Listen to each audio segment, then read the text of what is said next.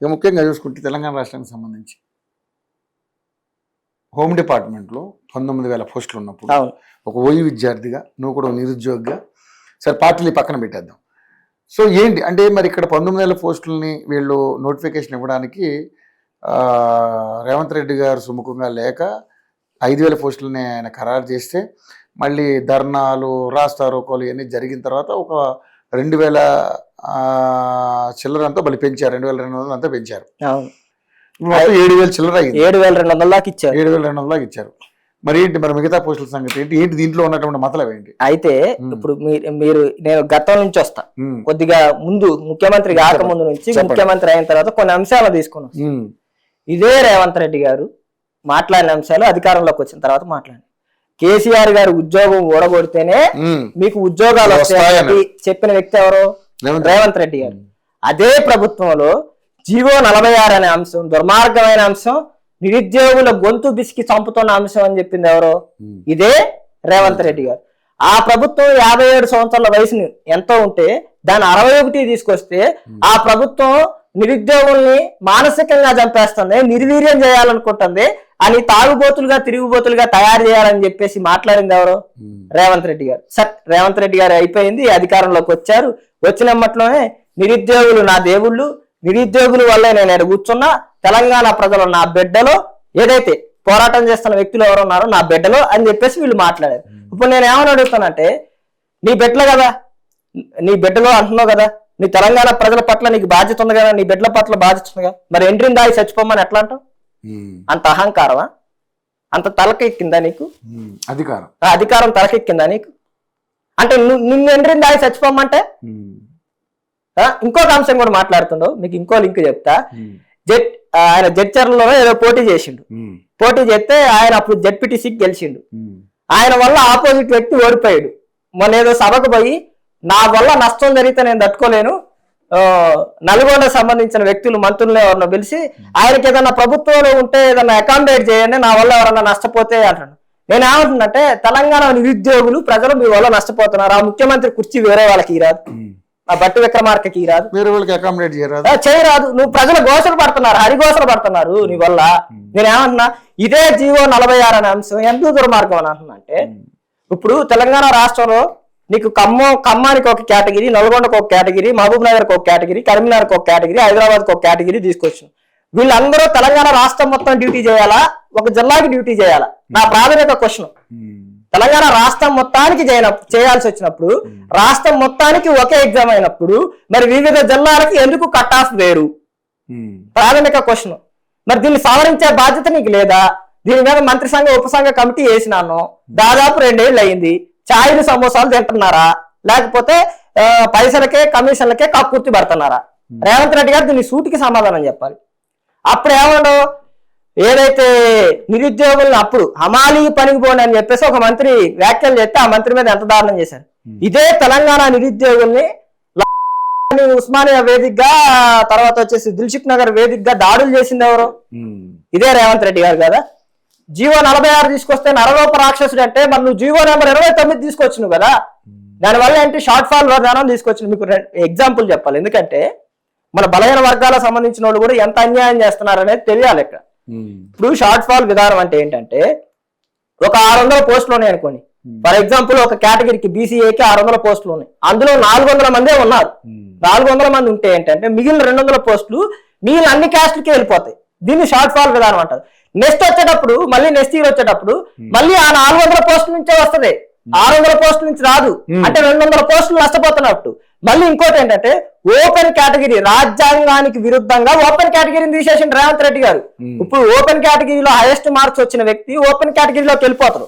ఇప్పుడు రిజర్వేషన్ కోటాలో వచ్చిన వ్యక్తి రిజర్వేషన్ కోటాలో వస్తే ప్యారలల్ గా సమాంతరంగా ఉంది. ఇప్పుడు ఈయన పెట్టే విధానం వల్ల ఏంటంటే, ఓపెన్ కేటగిరీలో ఉన్న వ్యక్తి రిజర్వేషన్ కోటాలోకి వస్తే రిజర్వేషన్ కోటాలో ఉన్న వ్యక్తి ఉద్యోగం లేకుండా బయటకు వెళ్ళిపోవాల్సిన పరిస్థితి వచ్చింది. అల్టిమేట్ గా ఈ ఓపెన్ కేటగిరీలో ఎస్సీ, ఎస్టీ, బీసీ వర్గాలు, మైనారిటీ వర్గాలు ఎక్కువగా లబ్ధి పొందుతారు. దీన్ని దోచిపెట్టడానికి, ఒక వర్గానికి దోచిపెట్టడానికి చేసే విధంగా రేవంత్ రెడ్డి గారు జీవో నెంబర్ 29 తీసుకొచ్చిండు. మరి దీని మీద ఎందుకు మాట్లాడుతున్నారు రేవంత్ రెడ్డి గారు?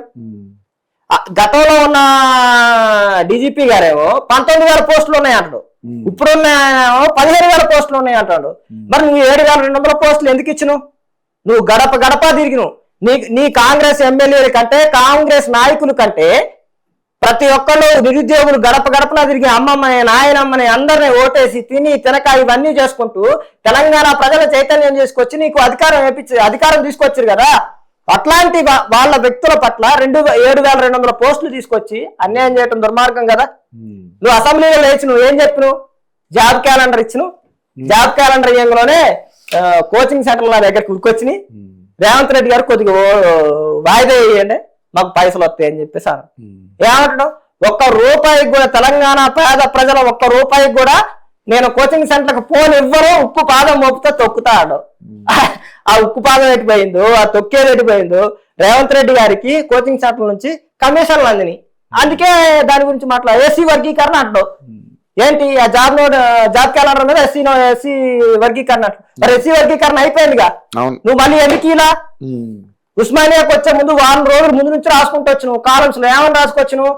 జాబ్ క్యాలెండర్ ఉస్మానియా వేదికగా రిలీజ్ చేయబోతానని. ఉస్మానియాకి వచ్చేసరికి ప్రజలందరూ ఓహో ముఖ్యమంత్రి గారు వస్తున్న ఇక్కడ జాబ్ క్యాలెండర్ రిలీజ్ చేస్తానని ఎవరో నిరసన తెలియకుండా ఆయన కోసం ఎదురు చూశారు. కానీ నువ్వు మోసం చేయలేదు ఆ రోజు.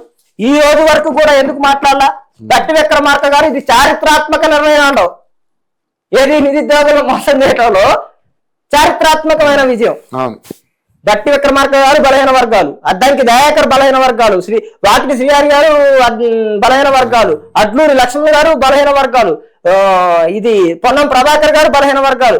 ఇట్లాంటి బలహీన వర్గాలు, సీతక్క బలహీన వర్గాలకు సంబంధించిన వాళ్ళు వీళ్ళంతా గతంలో తప్పులు అన్నవి వాటికంటే 100 రెట్లు ఎక్కువ తప్పులు చేస్తున్నప్పుడు కనీసం వాటి మీద రిప్రజెంటేషన్ తీసుకొని మెమరండాలు తీసుకొని సమస్యలు వినే తీరిక కూడా లేదా?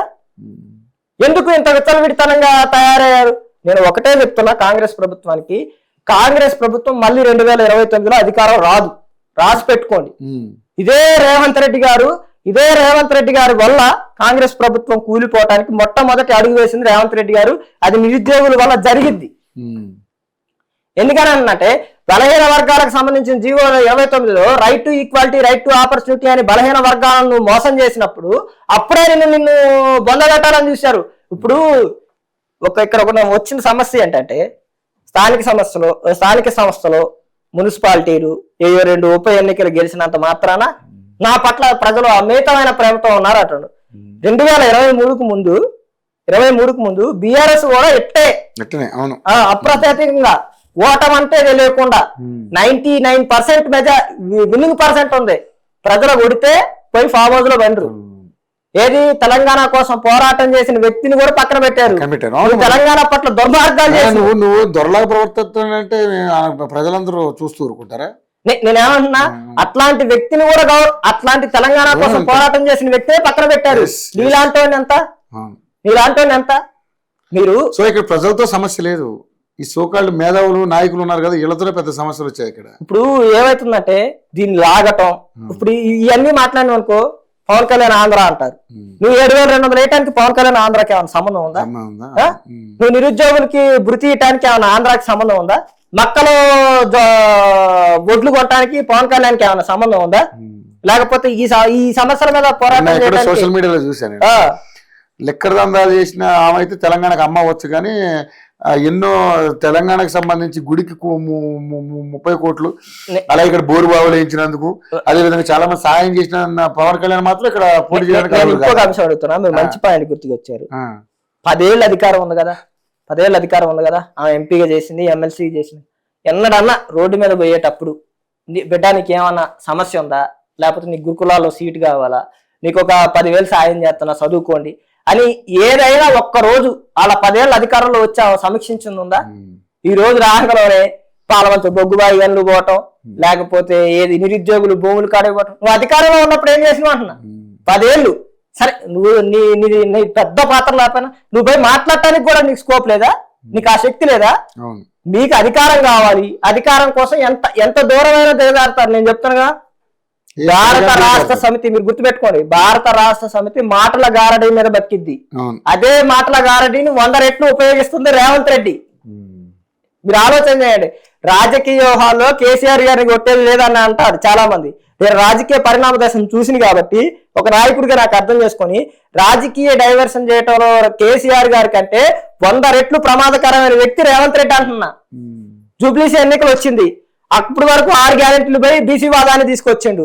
మళ్ళీ మన పరిస్థితులు వచ్చినాయి, జిహెచ్ఎంసీ ఎన్నికలు రాబోతున్నాయి, పవన్ కళ్యాణ్ ప్రాంతీయవాద వ్యతిరేకం అంటాడు. మళ్ళీ ఎన్టీఆర్ గారి విగ్రహం స్థాపించిండు, గద్దర్ విగ్రహాలకి స్మృతివనాలకి దిక్కు లేదు, అందశ్రీ విగ్రహాలకి స్మృతివనాలకి దిక్కు లేదు. దీని గురించి మాట్లాడరు. జూన్ 2వ తారీఖు 12 ఏళ్ల స్వరాష్ట్ర ఆకాంక్షల్లో కనీసం 1200 మంది ఉద్యమకారులు గుర్తించుకోలేకపోయాను, 1535 మంది అంటున్నారు గుర్తించుకోలేకపోయాను. వాళ్ళ గురించి మాట్లాడరు. వాళ్ళ గురించి ఈ సోకాళ్ళు జర్నలిస్టులు పోయి కనీసం మైక్ పెట్టి అమ్మ ఎట్లా ఉన్నారు, మీ పరిస్థితి ఏంటి, తెలంగాణ ప్రభుత్వానికి మీరు ఏం చెప్పాలనుకుంటున్నారు అని సమాజంలోకి తీసుకురారు. కానీ పవన్ కళ్యాణ్ గారు సభ వస్తుందంటే నవనిర్మాణ సంకల్ప సభ ఎందుకు పెట్టిండు, ఆ పేరు పెట్టడం తప్పున్నారు. నవనిర్మాణం ఏమన్నా భూత, అదేమన్నా భూత? తెలంగాణని నిర్మాణం చేస్తాం, బరాబర్ చేస్తాం, బాజాప్తా చేస్తాం. తెలంగాణ ప్రజలు మా జాగీరు. ఎందుకని అంటున్నాం? తెలంగాణ ప్రజలు మా పట్ల ఉన్నారు, మేము తెలంగాణ ప్రాంతం పట్ల బాధ్యతతో ఉన్నాం. తెలంగాణ నాయకుడిగా నేను చెప్తున్నా. ఇప్పుడు మీకు ఒకే ఒక్క నిమిషంలో వీళ్ళు ఎంత ఇదంటే చెప్తా. వీళ్ళు మాట్లాడేవాళ్ళు ఆస్మా గారు తెలుసుగా మీకు? అవును, అమ్మాయి ఆస్మా గారు తెలుసుగా, నిరుద్యోగ నాయకురాలు అంటుంది కదా. నేను ఓపెన్ ఛాలెంజ్ చేస్తాను కెమెరా ముందు, ఆ నిరుద్యోగ నాయకురాలు కాదు, నిరుద్యోగుల నాయకురాలు ముసుగులో వేసుకొని ప్రజలను మోసం చేస్తుందని చెప్పడానికి నేను ఒక ఉదాహరణ పట్టుకున్నాను. ప్రజలను మోసం చేసేంత స్థాయి అంటే ప్రజలంతా నిరుద్యోగులు రెచ్చగొడుతుంది, ఉద్యోగుల గురించి పోరాటం చేస్తున్నా, వాళ్ళు రెచ్చగొడుతుంది అంటున్నా, వాళ్ళు రెచ్చగొడుతుంది, వాడుకుంటుంది అని నేను అంటున్నా. ఎందుకు అంటున్నా అంటే ఒకే ఒక్క విధానంలో ఒకే ఒక్క మాటతో నిరుద్యోగులకి అంటే చదువుకున్న వాళ్ళు కదా, వాళ్ళు తెలిసిన వాళ్ళు కదా. నేను చెప్తున్నానండి. ఇప్పుడు ఒక అంశం జరిగేటప్పుడు తెలంగాణ ఉద్యమం ఉంది, తెలంగాణ ఉద్యమంలో 1200 మంది చచ్చిపోయారు. కేసీఆర్ గారి కుటుంబంలో ఎవరో ఎందుకు చచ్చిపోవాలా? రాజకీయం వాళ్ళకి అగ్గిపెట్లు దొరకవు. అదే నేను అంటున్నా, అదే రాజకీయాన్ని వీళ్ళు కూడా వాడుతున్నారు అంటున్నా. ఎగ్జాంపుల్, వీళ్ళు ఎంత లాజిక్ లెస్ గా. దీన్ని బట్టి తెలంగాణ ప్రజలు అంత అమాయకులా? తెలంగాణ ప్రజలు అమాయకులు అంటలా. నేను ఏమంటున్నంటే తెలంగాణకి ప్రాంతీయవాదం మీద ప్రేమ ఎక్కువ ఉంటుంది. అంటే తండ్రికి తల్లికి ఒక కొడుకు మీద ప్రేమ ఉంటది, వాళ్ళు ఎన్ని తప్పులు చేసినా క్షమించే గుణం ఉంటది. అట్లే తెలంగాణ ప్రజలకి తెలంగాణ వాదం అనేసరికి ప్రేమ ఉంటది. కాబట్టి వీళ్ళు ఎన్ని తప్పులు చేసినా క్షమిస్తున్నారు. ఆ వాదం కాడికి వచ్చేసరికి అదే పరిస్థితి దురదృష్టకరం అవుతుంది. వీళ్ళు పేటర్ అయిపోతారు. వీళ్ళ ముసుగుని ఒక వీడియోతో తొలగిస్తా, మీరు చూడండి, మీరు వినండి, విన్న తర్వాత నేను చెప్తా. తెలంగాణ మీ అయ్య జాగిరా, నేను పోటీ చేస్తా అని మా రాజధానిలో ఉన్నప్పుడు మీకు సంబంధించిన రాజధానిలో మీరేం వెలుగబడుతురో కూడా మాకు తెలుసుకోవాలని ఉండే. నేను ఒక స్టెప్ ముందుకేసి ఖచ్చితంగా వెళ్ళాలి, ఏం జరుగుతుందో తెలుసుకోవాలనే ప్రయత్నంలో వెళ్ళిన. వాళ్ళు చెప్పిన విషయం ఏంటంటే అసలు ఎక్కడా లేని తీరుగా ఎగ్జామ్ లేకుండా, ఏ క్వాలిఫికేషన్ లేకుండా, ఏ డిఎస్సి లేకుండా, టెట్ లేకుండా డైరెక్ట్ జాబ్స్ ఇచ్చిర్రు. ఎట్లా ఇచ్చిర్రు? డిఎస్సి కోటానే. మళ్ళీ ఎట్లా ఇచ్చిరంటే స్పోర్ట్స్ కోటాలో పేకాటకు కూడా ఉద్యోగం ఇచ్చిన ఘనత నారా లోకేష్ కి దక్కింది. ఇప్పుడు నారా లోకేష్ ఒక్కడే ఎందుకు బాధ్యుడైతాడు దాంట్లో? నారా లోకేష్ విద్యాశాఖ మంత్రి అయితే డిప్యూటీ సీఎం పవన్ కళ్యాణ్ గారే కదా, ఇప్పుడు మీ కూటమి ప్రభుత్వమే కదా. మరి మీ పాలన అక్కడ ఎట్లా ఉందో ఆ పేకాటనే చెప్తుంది, పేకాటకు ఇచ్చిన ఉద్యోగాలే చెప్తుంది. ఇది అబద్ధం అని చెప్పండి, నేను నిరూపిస్తా ఇది నిజమని. నా దగ్గర ఎవిడెన్స్లు ఉన్నాయి, నేను నిరూపిస్తా. మీరు అబద్ధం అని చెప్తారా? మీతోటి అవుతుందా? అంత దమ్ముందా మీకు? నేను ఇప్పుడు పేకాటకు ఉద్యోగాలు ఇస్తుందంట. ఏమా ప్రజా సమస్యల మీద పోరాటం చేస్తుంది. అవగాహన ఉండాలి, కొంచెం అవగాహన ఉండాలి. మరి పేకాటకి సంబంధించి ఉద్యోగాలు ఇచ్చారనుకో, కోర్టు పోరాదు. కోర్టు ఉంది కదా, న్యాయస్థానం ఉంది కదా, నీకు తెలుసు కదా. 10 ఏళ్ళు 5 ఏళ్ళు ఉద్యమాల అంశం మీద చేస్తున్నావు కదా. నేను ఏమంటున్నానంటే అది బ్రిడ్జింగ్ గేమ్. 2020లో కేంద్ర ప్రభుత్వం దాన్ని అఫీషియల్ గా ఒక క్రీడగా గుర్తించింది. పేకాట కాదు, జోదం కాదు, దయచేసి. అంటే వీళ్ళు ఎంత కనీసం అవగాహన లేకుండా నిరుద్యోగ నాయకురాలని చెప్పుకుంటూ నిరుద్యోగ సమస్యలు మరి పోయి ప్రెస్ మీట్ పెట్టి ఆడ జనాన్ని అంతా చైతన్యం పోయినావు కదా. మరి ఈ అంశం మీద ఎందుకు మాట్లాడాలా? ఎందుకు కొట్లాడ చేయాలా? అంటే అక్కడ పోయి ఒక విద్వేషం రెచ్చగొట్టి పవన్ కళ్యాణ్ గారు ద్రోహి, పవన్ కళ్యాణ్ గారు మోసం చేశారు, మళ్ళీ తెలంగాణకి రావాలి. మీరు చూడండి వాళ్ళ లాజిక్లు ఎట్లా ఉంటాయంటే, ఇప్పుడు నువ్వు పోవాలనుకుంటున్నావు, సరే నేనేం అడ్డు చెప్పట్లా, ఆయన ఎక్కడికి వచ్చింది కాబట్టి నువ్వు పోవాలనుకుంటున్నావు. ఏంటి, వారం రోజుల ముందే ఆంధ్రాకి పోబోతున్న ఆస్మా, ఆంధ్రాకి పోబోతున్న నాయకులు. అంటే అక్కడ పోతే ఎవరో ఒకళ్ళు ఆవేశంలో ఒక దాడి చేస్తే అది జనసేన మీద పవన్ కళ్యాణ్ గారి మీద నెట్టాలనేది వీళ్ళ ప్రయత్నం. ఇది రాజకీయం, ఇది దిగజారిన పరిస్థితి. ఈ రాజకీయ నాయకునికి మళ్ళీ మేము సమాధానం చెప్పాలి. ఒకవేళ చేస్తే మీరు వాళ్ళ మీద నెట్టాలని అని అంటున్నారు కదా మీరు. అవును, నిజంగా మరి చేసే పరిస్థితులు ఎందుకు వస్తాయి అక్కడికి ఒకవేళ వెళ్తే, తెలంగాణ అమ్మాయి వెళ్తే? చేసే పరిస్థితి లేదు. నేను ఏమంటున్నంటే ఎవరో ఒకళ్ళు ఆవేశపూరితంగా కొంతమంది ఉంటారు క్షణిక ఆవేశంలో ఒక దాడి జరిగితే దాన్ని చిత్రీకరిద్దామని ఒక 100 ప్రయత్నాలు చేశారు.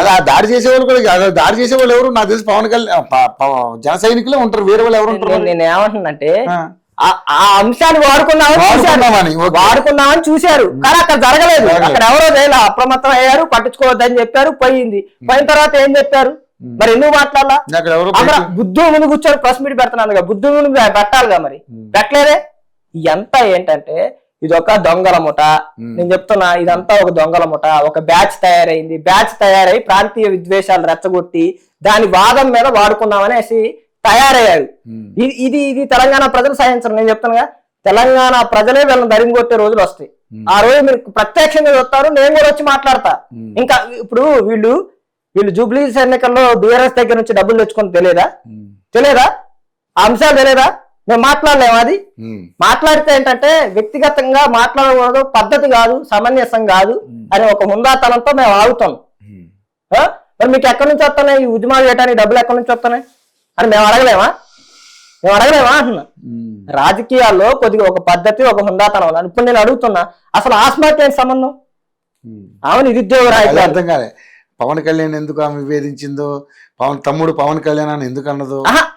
ఆమె ఏమంటుంది? మరదలు ఆస్మా అంటే కోపం వచ్చిందంట, నన్ను మరదలు అంటారా అని కోపం వచ్చిందంట. సరే, అన్న విధానాన్ని నేను ఖండిస్తున్నా, అది కరెక్ట్ అని నేను అన్నట్లా. మరి నువ్వు తమ్ముడు పవన్ కళ్యాణ్ అని ఎట్లా అన్నావు? తమ్ముడు సినిమా చేసిన కాబట్టి నువ్వేమనాలి? తమ్ముడు సినిమా చేసిన పవన్ కళ్యాణ్ గారు అనాలి, తమ్ముడు పవన్ కళ్యాణ్ అనకూడదు. దానికి డిఫరెన్స్ ఉంది, తేడా ఉంది. నీకంటే నొప్పి అయింది, పవన్ కళ్యాణ్ అంటే నొప్పి కాకూడదు, పడాలి ఎన్నన్నా. ఇది ప్రజాస్వామ్యం అంటారు. మళ్ళీ ఆడపిల్ల మీద దాడులు. ఇప్పుడు అదే ప్రెస్ మీట్ లో చక్కాగాడు అండవు, నువ్వు కూర్చోన్న ప్రెస్ మీట్ లో నువ్వు సమర్థించే నాయకులు పవన్ కళ్యాణ్ గారు చక్కాగాడు అండవు, 3 పెళ్లి చేసుకున్నారా అండవు. మరి నువ్వు మహిళగా వాళ్ళ తల్లి పట్ల ఏమంటుంది? అంజాన్ మారి కొడుకు హనుమంతుడు కాదు రావణాసురుడు అంటాడు. వీళ్ళు బకాసురులు. నేను చెప్తున్నా, వీళ్ళు బకాసురులు, ప్రజల్లో దిక్కు తినే బకాసురులు. వాళ్ళ అమ్మగారు ఎందుకు వచ్చారు రాజకీయాల్లోకి? ఈ మధ్య అమ్మాయిని అందరూ లాగుతున్నారు. నేను ఏమంటున్నట్టే, దిగజారుడు రాజకీయాలు చేసేది వాళ్ళు, దిగజారుడు వ్యక్తిత్వం ఉంది వాళ్ళకే. ప్రజల పట్ల ప్రేమ కాదు. నేను ఏమంటున్నట్టు ఈ భాష వాడటానికి కూడా నేను అసలు దాటను లైన్. ఈ మధ్య ఈ తెలంగాణ వాదం అడ్డు పెట్టుకుని వాళ్ళు ఏం మాట్లాడుతున్నారో ఏ రకమైనటువంటి వ్యాఖ్యలు చేస్తున్నారో కూడా అర్థం కాని పరిస్థితులు ఉన్నాం. చాలా మంది సోషల్ మీడియాలో చూస్తుంటే మన ఎన్టీఆర్ గారి అందం గురించి కూడా మాట్లాడుతున్నారు. ఏం చెప్పాలి? అదే నేను ఏమంటున్నా, ఎన్టీఆర్ ఏం అందంగా ఉంటాడా అంటాడు. ఎన్టీఆర్ ఏం అందంగా ఉంటాడు? ఎన్టీఆర్ అందం గురించి మనకి ఎందుకు? అదే తెలంగాణకి ఏం చేసేది అనేది కూడా కావాలి కదా. మరి ఇప్పుడు నేను ఏమంటున్నా, రాజకీయాల్లో ఒక నిర్ణయం వచ్చింది, ఒక అంశం మీద చర్చ వచ్చింది. ఆయన ఏం చేసిండు చేయలేదు అనేది రావాలా? ముక్కు నల్లగా ఉంది, కన్ను ఎర్రగా ఉంది, లేకపోతే జుట్టు రంగులు లేదు, తెల్ల సొక్కా వేసుకోలేదు, నల్ల సొక్కా వేసుకుంది, ఇది ఆ చర్చ. ప్రభాకర్ రెడ్డి అయితే సూపర్ ఉంటాడు, అందంగా ఉంటాడు. మా ప్రభాకర్ రెడ్డి అందగాడు. అమ్మో ఏందమ్మా, నాకు ఏం అర్థమైతలేదు. నాకు నేను ఏమంటున్నంటే, మీరు అర్థం చేసుకోవాల్సింది ఏంటంటే, నేను తెలంగాణ ప్రజలకి ఏమనిపిస్తుంది రాజకీయాలు, నేను ఒక్క అంశం చెప్తా. నేను బాగా ఎనాలిసిస్ చేసి చెప్తున్నా. మీరు కూడా ఒక ప్రధాన అంశాన్ని పోనీయాలి. తెలంగాణ సమాజంలో ఏదైతే విప్లవ స్ఫూర్తి ఉందో, సహజ సిద్ధంగా వచ్చిన ఈ నేలకి ఏదైతే ప్రశ్న అనే స్వభావం ఉందో, ఏదైతే ప్రభుత్వానికి ఎదురుగా ప్రశ్నించే ఏదైతే ప్రశ్న ఉందో, ఆ ప్రశ్నను చంపేయటానికి ఈ కుట్రలు అన్ని తీసుకొస్తున్నారు అనేది నా ప్రధాన ఆరోపణ. దయచేసి మీరు అర్థం చేసుకోండి. అంటే మనం ప్రశ్నించే దాంట్లో శాంటిటీ లేదు, వ్యాలిడిటీ లేదనుకో, అది ఎప్పుడో కుప్పకూలిపోయింది. దానికి ప్రధానంగా భారత రాష్ట్ర సమితి, కాంగ్రెస్ ప్రభుత్వం చేయబోతుంది. ఆ కుట్ర నుంచి తెలంగాణ ప్రజలు మేల్కొల్పాలి. నేను ఏమంటున్నట్టే, నేను ఇక్కడ నుంచి ఒక అంశం స్పష్టం చేస్తాను. జనసేన తప్పు చేస్తే ప్రశ్నించండి, నేను ప్రశ్నించొద్దనట్లా. జనసేన ఏం తప్పు చేసింది? ఒక పాలసీ తీసుకొచ్చింది. ఫర్ ఎగ్జాంపుల్ చెప్తున్నా, ఇప్పుడు ఒక జీవో తీసుకొచ్చింది. ఆ జీవోలో ఏం తప్పులు ఉన్నాయి, ఏం సలహాలు ఇవ్వచ్చు, అది మాట్లాడాలి. పవన్ కళ్యాణ్కి 3 పెళ్లిళ్ళు అయినాయి, పవన్ కళ్యాణ్ వాళ్ళ భార్య గారు క్రిస్టియానిటీ, ఇంకొకళ్ళు ఇది, అది సబ్జెక్ట్ కాదు. అట్లాంటి అంశాలు వదిలేయని అంటున్నా. అట్లాంటి అంశాల మీద దృష్టి పెట్టొద్దు అంటున్నా. నేనేమంటున్నంటే, నాయకులకు కూడా ఇక్కడ నేను ఒకటే విజ్ఞప్తి చేస్తున్నా. తెలంగాణ సంస్కృతిని విచ్ఛిన్నం చేయాలనుకున్న ప్రతిసారి ఈ నేల వాళ్ళను పాత్ర పెట్టింది. అది నైజాం కా నుంచి చూసుకుంటే రకరకాల వ్యక్తుల్ని కాసిం రజ్వీ కా నుంచి చూస్తే వాళ్ళందరినీ ఈ నేలలో పాత్ర పెట్టింది. అర్థమైందా? మీరు పెద్ద లెక్కే కాదు, ఈ కుట్రలో కుతంత్రాలు తెలంగాణకి కొత్తే కాదు, మీరు గుర్తుపెట్టుకోండి. ఆనాడు ఆంధ్ర నాయకుల్ని తరిమి కొట్టారు, మళ్ళీ వచ్చే శకంలో తెలంగాణ ప్రజలు మిమ్మల్ని తరిమి కొడతారు. నేను చెప్తున్నా, నేను ఆన్ కెమెరా చెప్తున్నా, నిజంగా చెప్తున్నా. ఎందుకని అంటున్నంటే వీళ్ళకి ప్రేమ లేదు, తెలంగాణ ప్రజల పట్ల బాధ్యత లేదు. బాధ్యత ఉన్న వ్యక్తి ఎప్పుడు విద్వేషపూరిత రాజకీయాలు చెయ్యరు, ఎక్స్పోజ్ చేస్తారు, అంశాన్ని ఎక్స్పోజ్ చేస్తారు. ఎక్స్పోజ్ చేయటం వేరు, విద్వేషాలు సృష్టించడం వేరు. వీళ్ళు విద్వేషాలు సృష్టించి విషం చిమ్మే వ్యక్తులు అని నేను తెలియజేసుకుంటున్నాను. రైట్, మరిన్ని అంశాలతో మళ్ళీ కలుసుకుందాం. ఓకేనా? Right, thank you so much.